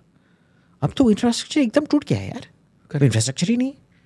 तो कहाँ से, देखिए इलेक्शन हम समझते हैं कि भाषण के वजह से, भाषण क्या होता है, भाषण में जो बोला जाता है इंपॉर्टेंट नहीं है, जो आपका ग्राउंड वर्कर कितने लोगों को ले आ सकता है उस पे, वो दिखा रहा है वो नेता को, राइट।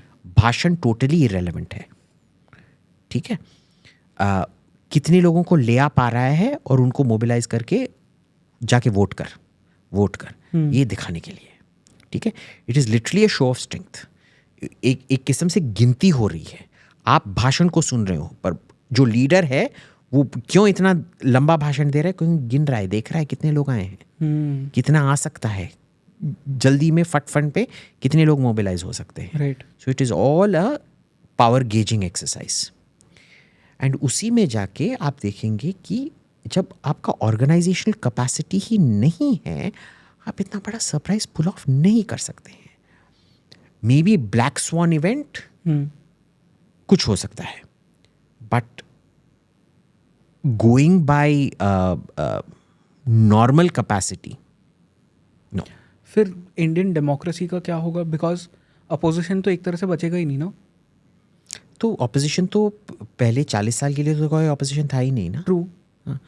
तो वो क्या होता है कि जब तक कोई घोर अन्याय नहीं होता है, जैसे emergency, but like we discussed in the previous podcast, emergency also happened because of extraneous circumstances, right. The Bangladesh war, the refugees and the oil price hike, the oil embargo because of the Israel Arab war.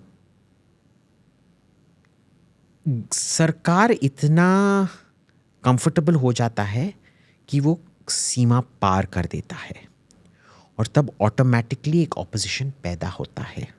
मैं ये बोलूँगा कि अभी opposition नहीं है, क्योंकि लोगों को नहीं लग रहा है कि एक ऑपोजिशन होना चाहिए। ओके। जब लोगों को लगेगा एक ऑपोजिशन होना चाहिए, तो वो खुद ब खुद एक तगड़ा सा तगड़ा ऑपोजिशन बनाएंगे, जैसे मोरारजी देसाई ने वो वाला इलेक्शन जीता था 77 में। Okay, so it is more like कि एक पीपल्स प्रॉब्लम है वो, अगर लोगों को लगता है तो ऑपोजिशन आ जाएगा। एग्जैक्टली। ओके, सो ये जो ध्रुव राठी जैसे लोग होते हैं, वो कीप सेइंग कि अभी उन एक कोई नया वीडियो भी आया है कि व्हाट्सएप पे वो किस तरह से ब्रेन वॉश होता है एंड एवरीथिंग। ये लोग किस बेसिस पे अपने वीडियोस बना रहे हैं फिर, एंड क्यों बना रहे हैं? Are they also getting? देखिए, ध्रुव राठी तो बहुत स्मार्ट बंदा है, पर आप जिस किस्म से स्मार्ट समझ रहे हैं वो नहीं है, ठीक है। ध्रुव राठी को पता है उसके 99% फॉलोअर चूतिए हैं। उनको कुछ भी बेचो वो मान जाएंगे। उनको बोलोगे ना, ये मेरा नैपकिन है, मैंने अभी इसको चूसो, तुम्हारा अस्थमा खत्म हो जाएगा। चूसो बेटा, शर्मा मत, चूसो। और उसके फॉलोअर्स भी वैसे ही चूती हैं। एंड आप समझ रहे हो कि वो भाजपा का चूतिया बना रहा है, वो एक्चुअल में कांग्रेस आपवादियों को चूतिया बना रहा है, क्योंकि उनका पैसा लेके ये सब प्रोग्राम बनाता है। और वो बोलता है कि भाई मैं ना vote, mark my words, at the end of the day Dhruv Rathee videos will get more votes than the Congress party gets votes. Dhruv Rathi's YouTube videos will get more views, not likes. Views. पता नहीं आपको आजकल dislike button दिखाई नहीं देता है ना YouTube पे। हाँ, Dhruv Rathi video will get more views than the Congress gets votes. देखते रहो। But if you want Dhruv Rathi, अगर एक एक्शन में ध्रुव राठी को समराइज करना है, चूसो। ओके, एक लास्ट चीज में इस podcast, so I support Dhruv Rathee, you should understand this, he is my hero.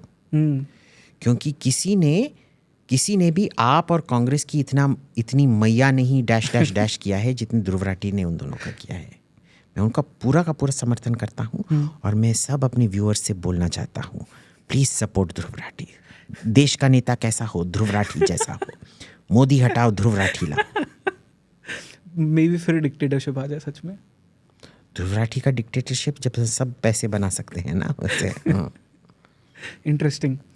एक लास्ट चीज़ जो मैं इस पॉडकास्ट में आपसे जानना चाहूँगा, national security. What are the biggest threats जो नेशन के लिए इस वक्त है जब हम नेशनल सिक्योरिटी की बात करते हैं? क्योंकि मैं इस पर्सपेक्टिव से भी पूछ रहा हूँ, जो आपने पैलेस्टीन वाली बात की थी कि वहाँ पे धीरे धीरे ग्रेजुअली जो पॉपुलेशन है वो बढ़ते जा रहा है, सेम चीज़ तो इंडिया में भी हो सकती है, किसी भी देश में हो सकती है।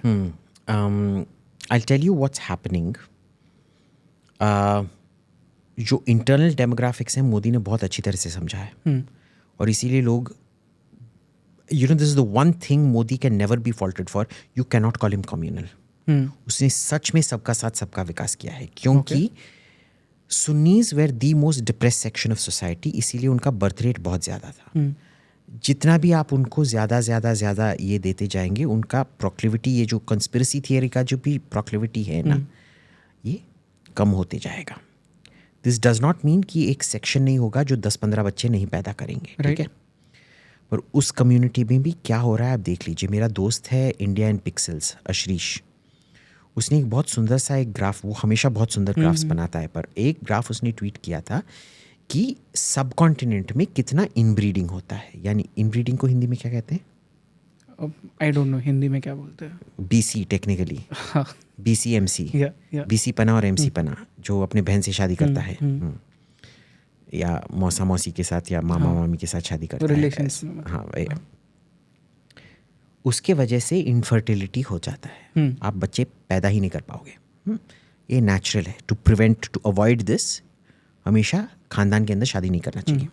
आप देखेंगे इनब्रीडिंग में नॉर्थ में, उत्तर भारत में ना के बराबर है, दक्षिण भारत में काफ़ी सारा है। दक्षिण भारत पर मुसलमान कम्युनिटी में उससे भी नेशनल एवरेज से बहुत ज़्यादा है, और उनको पता कैसे चलता है कि जहाँ भी मुस्लिम पॉपुलेशन ज़्यादा है, you will see a significant increase in inbreeding. Pakistan में तो सब कुछ रेड में है, ठीक है? अब let me take you back to Covid के टाइम आपको ये याद है ना क्या हुआ था? हम वैक्सीन नहीं लेंगे और जब भी डॉक्टर आ रहे थे उन पे पथराव होता था। ऑलमोस्ट हर सुन्नी मोहल्ले में, शिया मोहल्ले में नहीं हो रहा था, सुन्नी मोहल्ले में हो रहा था कि आप जहाँ भी जाएंगे पथराव होगा डॉक्टर्स पे। क्यों? आपको पता है? The rate of infertility in the Muslim community in India, in the Sunni community, is scary. Almost 30-40% infertility rate, possibly 30 to 40%. There's no statistic on it, but that's what we've been hearing. Apparently there is statistics on it. And क्या हो रहा है कि इस वजह से वो मानते हैं कि सरकार आके हमको सुई दे दे के हमको इनफर्टाइल बना रहा है। सरकार आपको सुई दे के इनफर्टाइल नहीं बना रहा है, आप अपने बहन से शादी कर रहे हो, इसीलिए वजह से आपका इनफर्टिलिटी बढ़ रहा है। ये मेरे कम्युनिटी में बहुत ज़्यादा होता है, पता है आपको? टैम्ब्राम्स जो होते हैं बहुत कंपल्सिव बीसी लोग होते हैं। ओके। हाँ, और आप तमिल ब्राह्मण घर में अगर आप देखोगे बहुत इंटेलिजेंट लोग मिलेंगे, पर जो डाउन सिंड्रोम वाले रेट्स होते हैं बहुत हाई होते हैं। ओके। और बच्चे भी ज़्यादा नहीं होते। इनफर्टिलिटी भी बहुत ज़्यादा है, डाउन सिंड्रोम भी ज़्यादा है, ठीक है? ब्रेन भी कई जगह ज़्यादा हो सकता है, पर डाउन सिंड्रोम भी बहुत ज़्यादा होता है, ठीक है, ऐसी कम्युनिटीज़ में। सो यू आर सीइंग कि जो नंबर ऑफ पीपल जो रिप्रोड्यूस कर पा रहे हैं उसी कम्युनिटी के अंदर कम होए जा रहे हैं। ओके। और जितना जितना अंदर में ही शादी करते रहेंगे ज़्यादा होते रहेगा, ठीक है? विच इज़ वाई लव जिहाद इज़ नॉट अ वहम, it is an actual sociological reality. दो वजह से, एक तो ये है कि थोड़े बहुत लोगों को पता है कि उनको एंडोगमी नहीं करना चाहिए, बाहर कम्युनिटी के साथ शादी करना चाहिए, नंबर 1। बट आप बाहर अपने ही कम्युनिटी में आपके नॉन रिश्तेदार के साथ कैसे शादी करोगे? क्योंकि उधर तो जेंडर सेग्रीगेशन बहुत ज़्यादा है, आपको लड़की से मिलने नहीं देंगे, निकाह आपका बिना देखे शेखे हो जाएगा, और लड़कियों को बाहर जाने नहीं दिया जाता। तो आप उसी जगह जाएंगे जहाँ आपको लड़की मिलेंगी, और उधर मोस्ट प्रोग्रेसिव कम्युनिटीज़ क्रिश्चियन और हिंदू हैं इन दैट सेंस, जो लड़कियों को घूमने देती हैं। हिंदू स्लाइटली लेस देन से Kerala Christians in that sense. तो लव जिहाद का बोगी और टाइटल किसने दिया था? क्रिश्चियन चर्च ने दिया था, right? Why? Because Christian girls are probably, जो करना है शाम को मैं डांस में चाहेंगी पापा, वो एंग्लो इंडियन ट्रेडिशन है ना, वो आर्चीज कॉमिक में जो आता है, that is an Anglo Indian family, that is the kind of, you know, they think it's European, so we'll go out for evening में, हम डांस करने जाएंगे, मैं जाके अपना लिटिल फिंगर लेके मैं टी पियेंगा, डेटिंग करेंगा बॉयफ्रेंड के साथ, मेरा डेविड आएगा और मैं उसके साथ टी और बिस्किट्स पियेंगी, और मेरा कोर्टशिप होंगे, और 1 साल बाद शादी होंगे, होपफुली उसके पहले बच्चे ना हो जाएं, बट मे बी होपफुली उसके बाद ही बच्चे होंगे.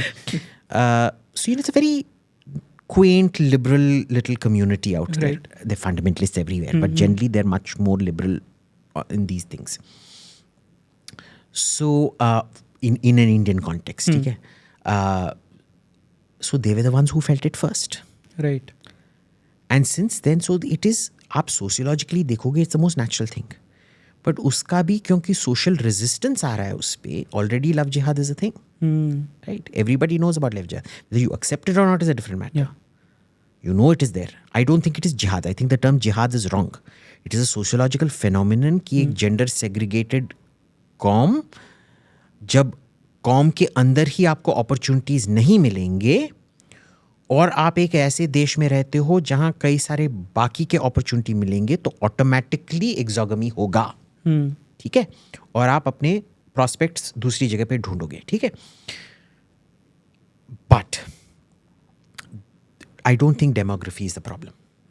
The real problem is, like I said, जो हमारा education है, जो educational imbalance जिसके बारे में हमने बात किया था, और मम्मी का attitude कि सब बेटा अल्बर्ट आइंस्टाइन होता है. People don't realize it's a threat, but it has huge security consequences. If you do not industrialize, पहले जब तक आप खुद अपने ताकत को नहीं समझोगे और अपने वीकनेस को भी नहीं समझोगे, तो आप कैसे एक जंग लड़ पाओगे? ठीक है? और इंडस्ट्रियलाइजेशन के बगैर तो जंग लड़ ही नहीं पाते. Modern war you cannot. So you have to industrialise. It's going to take a long time. It's going to be very painful process. शायद हो ही ना पाए. I don't know. दूसरा है कंप्लेसेंसी, कि हम जो अर्जेंसी है इसमें ये समझ नहीं पा रहे हैं. Okay. और हम ये समझते हैं क्योंकि चीन क्वाइट है, पाकिस्तान ऑलमोस्ट न्यूट्रलाइज्ड हो गया है, बांग्लादेश हमारा दोस्त हो गया है, बर्मा भी हमारा दोस्त है, श्रीलंका भी हमारा दोस्त है, मालदीव्स थोड़ा ये हो रहा है. I mean so we think कि ये अच्छा टाइम्स चलते रहेगा. Not necessarily. You see. So somewhere between overestimating our ability and complacency, that's the real danger. Okay. I don't know कि किस तरह से समराइज करूँ मैं इस पूरे कॉन्वर्सेशन को. अगेन कहाँ से शुरू हुआ, कहाँ पहुँच गया पूरा ये conversation. But then one thing I have realised is कि there are a lot of problems जो भारत में एग्जिस्ट करते हैं. प्रॉबेबली इस गवर्नमेंट को भी पता है, जस्ट दैट लोग उसे सीरियसली नहीं ले रहे. That is the bigger threat. या शायद सीरियसली ले रहे हैं, पर they are not doing anything about it. So execute शायद नहीं मे करना. बी शायद कोई प्लान ही नहीं है आपके पास. जैसे जो एजुकेशनल प्रॉब्लम मैंने आपको बताया था, वो कैसे सॉर्ट करेंगे? अगर आप देखिए, मोदी को अगर आपका वोट चाहिए, वो आके आपसे ये नहीं बोल सकता ना, भाभी आपका बेटा तो नालायक है. हार्डकोर बीजेपी वोटर भी फिर वोट नहीं करेंगी. ठीक है? How do you tell your people? How do you break bad news to your people? कुछ चेंज करने के लिए पहले उनको क्राइसिस का एहसास दिलाना पड़ता है. पर क्राइसिस का एहसास दिलाना आपका वोट काट सकता है. ट्रू.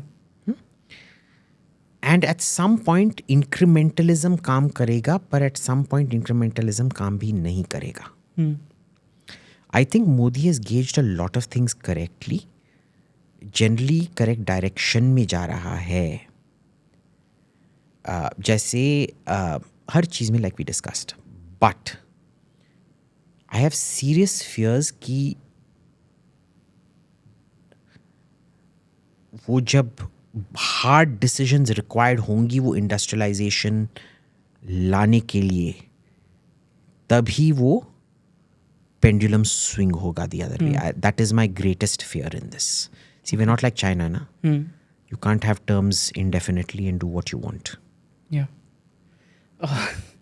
काफ़ी एक वियर्ड नोट पे हम एंड कर रहे हैं जिसमें यू ने बोला But we should never give up hope. We should always stay positive. See, no matter what the problem that confronts you, you must never be defeatist. Be realistic. But then don't say, hi, सब कुछ चला गया नहीं. ठीक है, problems हैं. We'll have to take tough decisions. But यार ये नहीं कि जाके फैन से साड़ी लगा के लटका दो अपने आप को. Of course not. You look forward to life. There are pleasures in everything. Okay. Thank you so much एक और कॉन्वर्जेशन के लिए 400 पारेश्वरी जी. बहुत मज़ा आया आपके साथ में बात करके. We spent around like 4-5 hours today and काफ़ी मज़ा आया मुझे ये कॉन्वर्जेशन करके. हाँ, एंड यहाँ से अब हम जाएंगे कुशल मेहरा के बुक लॉन्च के लिए. जी बिल्कुल. सो चलिए चलते हैं वहाँ. Thank you so much. And thank you so much for the conversation. I had fun.